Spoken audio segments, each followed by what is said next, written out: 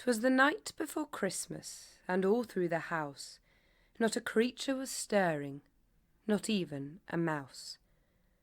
That the mouse was not stirring was due to the fact that in the house there was purring a great big fat cat.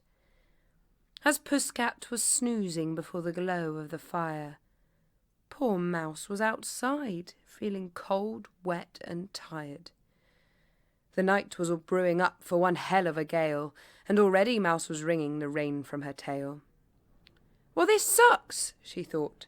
"Last year it was me that was tucked up and warm by the Christmas tree. Oh, why did those children have to feature on their Christmas list such a feline creature? A hamster, a gerbil, a fish, even a snake would be far more amicable animal housemates. This past year I've been through hell and back, all because of that dastardly cat. But not tonight, dear puss. Tonight you will see who will be the one who is forced to flee." As the nighttime temperature started to plummet, Mouse called an emergency security summit. Delegates representing different rodent clans gathered to come up with a cunning plan.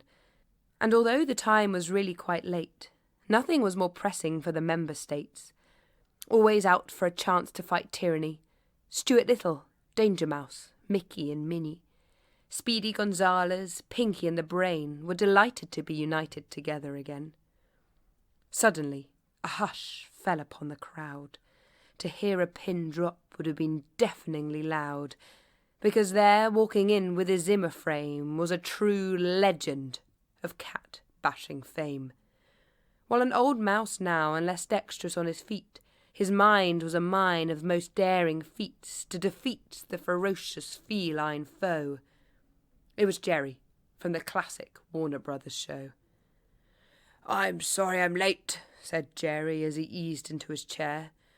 "I was just with Guterres sorting global affairs. Now, this is top secret, so keep it to yourselves.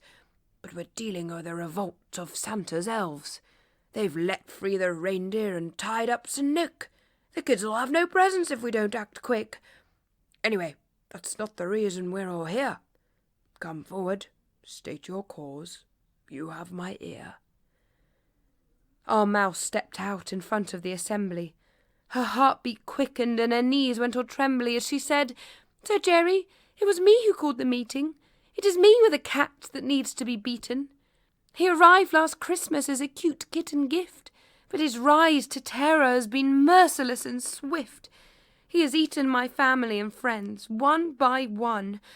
Now I'm homeless and alone. Oh, what is to be done?" A murmur of sympathy rippled through the group of mice. But this veteran of pet control didn't have to think twice.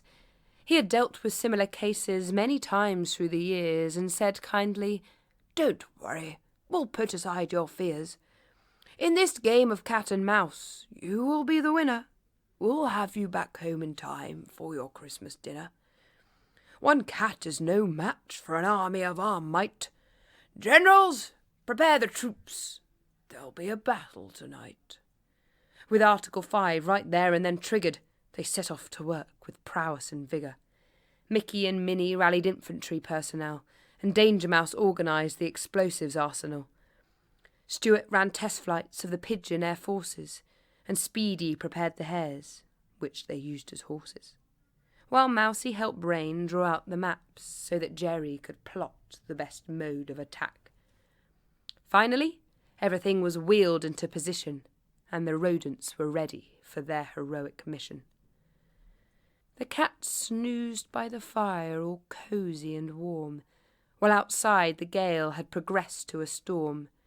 Rain lashed at the windows and wind howled like a hound, but Pusscat slept on, unaware of the sounds.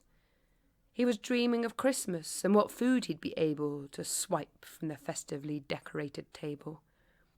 At once a crash of thunder cracked open the night and woke up the cat in a terrible fright, who then saw by the lightning that lit the room in a streak a whole army of mice, armed to the teeth.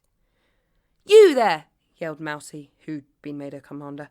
"You are guilty of murder, of tyranny and slander. Surrender, leave this house and never come back, or else we will launch our deadly attack." The cat's heart filled with terror at the thought of his demise, and the tears started to fall in streams from his eyes. "Please," he wept, "it wasn't me who ate your friends. It were those horrible humans who sought their end. I hate mice and birds and anything meat. I'd much rather have a nice salad to eat. But when it was clear I refused to consume your kin, they set traps with cheese lined with rice in. I tried to give warnings of this poisonous snack, but no mouse wants to listen to a big fat cat. Meanwhile the kids pinch me and scratch me and pull my tail, and the dad gives me a kick every day without fail. I feel so frightened and lonely all the time in this house. Please believe me, I'm your friend, my dear little mouse." Mousie could see in his eyes that this tale was no lie, and she knew it was not right for this cat to die. Instead she turned to the mice and with a blood-curdling yell said, "Troops, to the bedrooms, we've humans to expel." And so, on Christmas Eve, a great battle commenced, with Mouse leading the charge of a fearsome offence. The humans woke to find the place completely overrun and ran screaming out the door, shouting, "All right, you've won!" Without even giving the house a second glance, they drove off to stay with the distant great-aunt. "Victory is ours!" cried the cat and mouse in one voice. "Now the humans have gone, it is time to rejoice."